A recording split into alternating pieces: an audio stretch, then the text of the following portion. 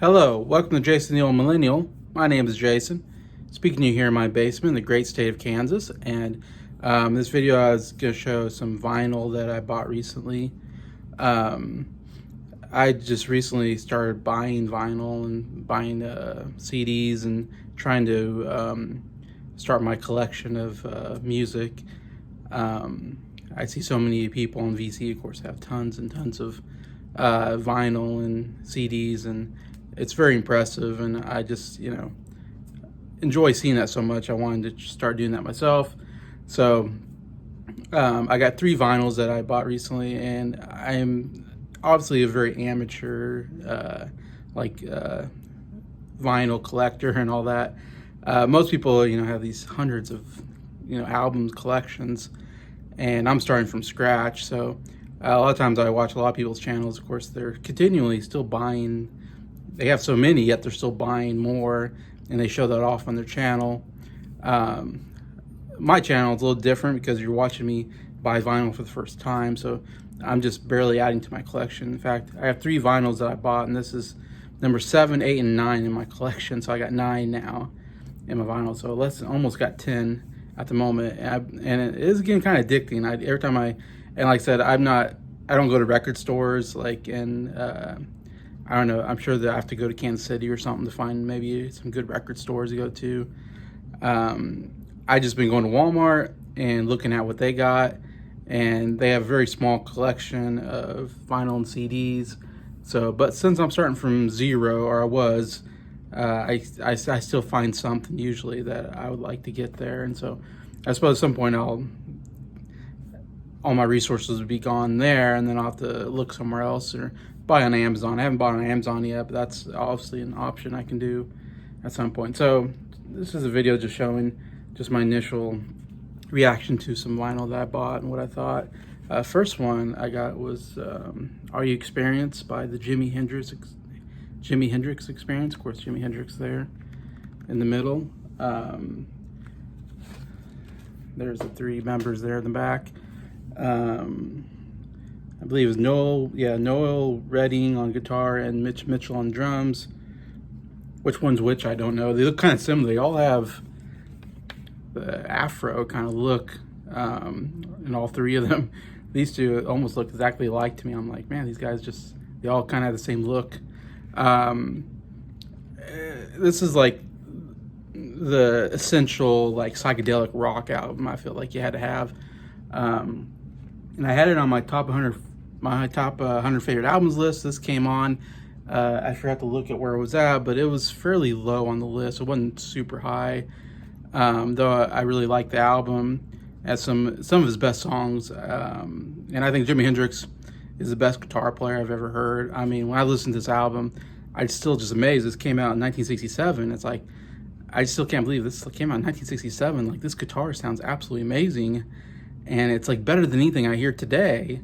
It's like we've never improved. It's been, 50 some years or whatever, 60 years almost, I don't know. I guess 50 years or whatever. And we haven't improved on the guitar playing in that time period. He did it. It's like, oh, he did it. Like, who can do it better? There's obviously some really great guitar players since, but to me, I still am amazed by his guitar playing, and the way he uses distortion is just like, wow, one guy's playing this guitar. It feels like a bunch of guys are playing. But yeah, this is to me, essential record though. I always thought I need the Are You Experienced record. This is his first album out of 3 that he made. Because it's just psychedelic rock at its best. I mean, it starts with Purple Haze. To me, it's one of the greatest rock songs ever. Love that beginning, the dun dun dun dun da da da da, absolutely amazing beginning to a rock song. But Hey Joe was a great one, which was his first single, and Purple Haze was his second single that he came out with. The Wind Cries Mary is a good song. I like Fire is a really good song. I don't know if it's as well known. I know I've heard it on commercial. That's where I first heard Fire. I'm like, oh yeah, I remember this was on a commercial. I think all of his songs are probably on commercials. They're so popular. But Fire is a really good rock song, and Foxy Lady is a really good rock song, which I first heard on Wayne's World. There's a segment where he plays that song, and it's a really good. The guitar is just absolutely amazing on that song as well. The only thing, and I've talked about this, like I said, I reviewed it already. I know, so I don't need to go too much, I suppose, into it, but just a little bit, listen to it, what I thought. The only thing that hurts it is the song "Third Stone from the Sun." Is just like this rock instrumental, but it goes on for a long time. And it's really hard when you're listening to it on a record, and because if I'm listening to it on Spotify, I just push the skip button when I get to this song, because to me it's kind of a boring song and it's really long, maybe the longest song on here. But listening on a record is really hard because I'm just listening, going, "Oh, when's the song going to end?" So I can get to the next one, which is Foxy Lady. I'm like, I want to get to Foxy Lady. That really hurts the record. And some of the songs, like I said, there's some good songs there. But other songs are just kind of mediocre, so that's why it's kind of low on my list. It's a half a really good record, half is just mediocre too. That one song's not very good, I think.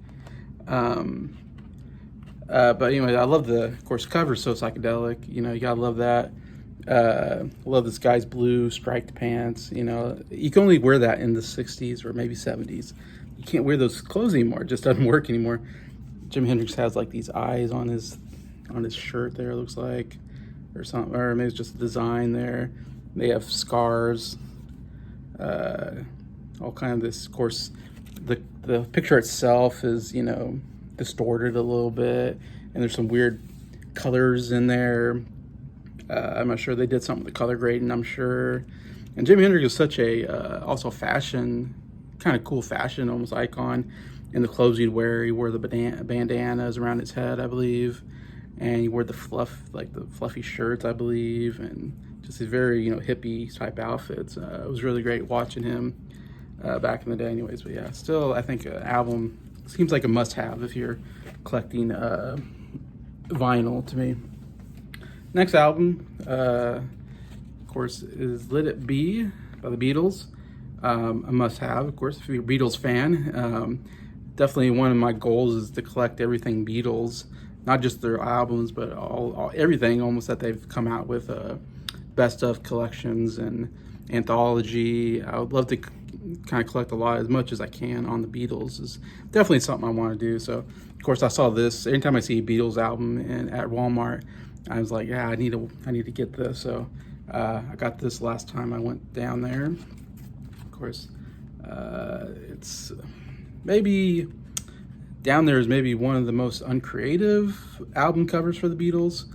It's the very last album that they came out with in 1970, even though they recorded it second to last behind Abbey Roads, but didn't come out till later because they had problems with the recordings and stuff, and they changed from, I think, Glenn Johns to Phil Spector, who put a lot of music into it, because it's just 4 photos of the Beatles. Of course, you see they're getting much older. They got facial hair and longer hair.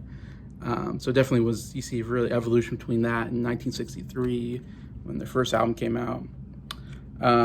This is an album that I haven't talked about on my top 100 albums yet. It hasn't come up yet.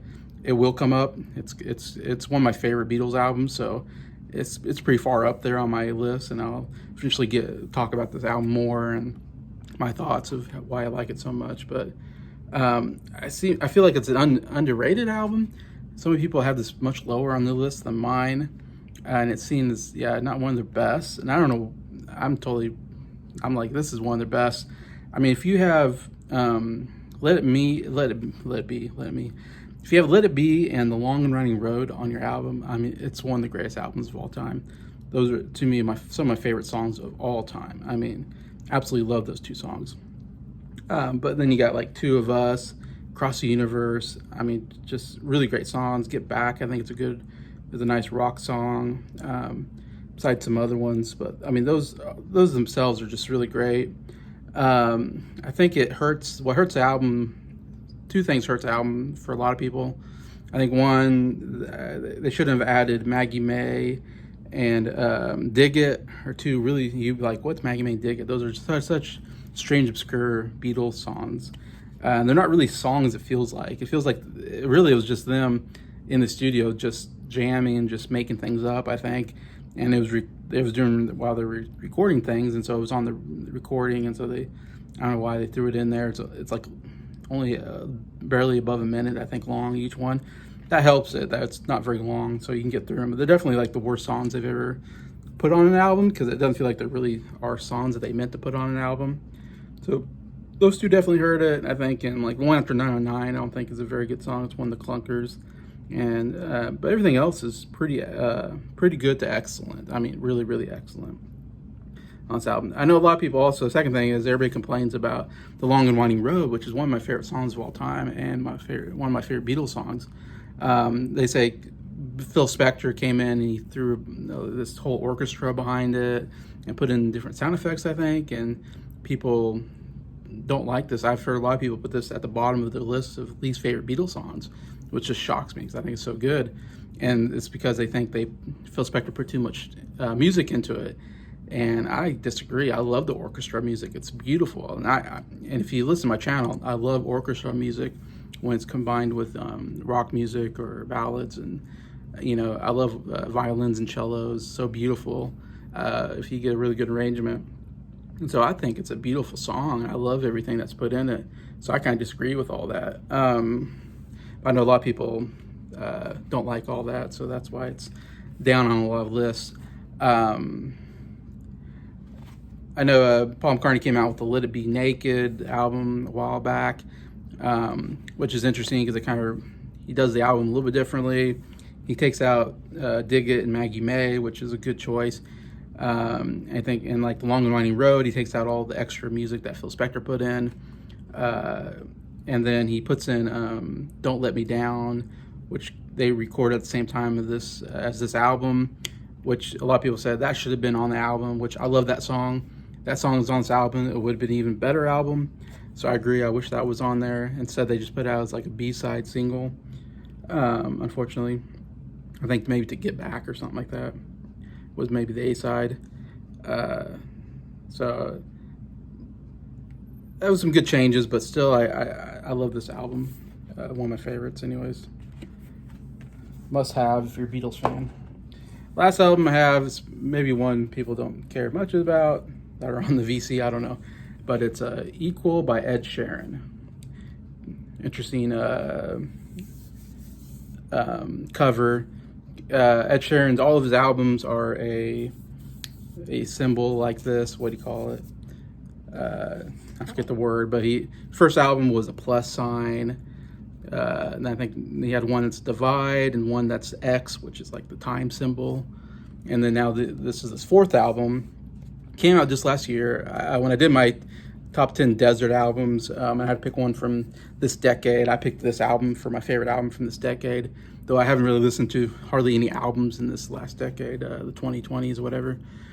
Still, it is the best album I've heard, but it's only maybe one or two albums I've heard in the last 3 years that are come out new, or maybe 4 or 5, I guess. A lot of them I've been disappointed with, but this one is, I didn't even know this was coming out until it came out, and then I was like, oh, Ed Sheeran came out with an album, and I listened on Spotify, and I was like, oh, this is great. And so I'm glad I got this one. I don't have too many new ones. It's hard to get new ones, vinyl, because I don't think they make as much of the new ones. The 60s and 70s, they make a ton of them, so it's easy to get the great albums of those time periods. But I feel like you have to get these out right away when they come out vinyl, or eventually you just can't get them, or they charge you hundreds of dollars to get one anyway. So it was nice to get this one at Walmart, so I don't have to pay too much money for it and get right away. But anyways, interesting idea, doing a numerical or a symbol like that, you know. I don't know, he's got interesting like Pollock type painting with butterflies. He's been on butterflies. I see a lot of butterflies and a lot of stuff. And there's the back, which no pictures of him on here, not even the, you know, it doesn't say Ed Sheeran anywhere on there. Kind of interesting design. I wanted to show when I opened it up, it's one of the more interesting vinyls I owned. I don't own too many of these. I have kind of interesting things inside, but when you open it inside, you got this, which is Ed Sheeran, picture of Ed Sheeran there with more of his design there. The back has all the song lyrics, so you can read all the song lyrics there. And one of the coolest things I thought of this, anyways, to me, I don't have this is the only time I have a record like this, but all of my other ones are black, but this one's a clear vinyl, so you can see right through it.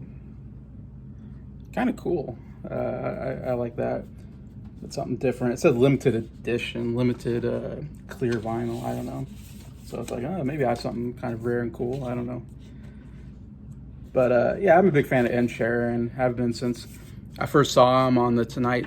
I think maybe it might have been like the Late Night with Conan. I think he was playing the A-Team, which was a big single that was coming out for him, and I was like, I never heard of this guy. And he played the A-Team. I thought, wow, this song's really, really good. And this guy has a great voice. I love he just played the acoustic guitar, which I love. I can't get this back in. I love. There we go. I did it the wrong way. I love guys that are just playing the acoustic guitar and just singing. And it's just about the lyrics and about the voice and all that. And I just fell in love with him right away. His music, I was like, this is some of my favorite type of music. I describe him as kind of a mixture of folk and pop. Mixture in there.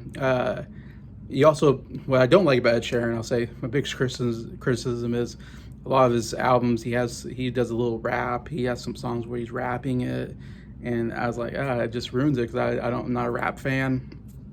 And I think he has such a great voice and he's such a good songwriter. I'm like, man, just continue doing the folk pop stuff. That's your bread and butter right there.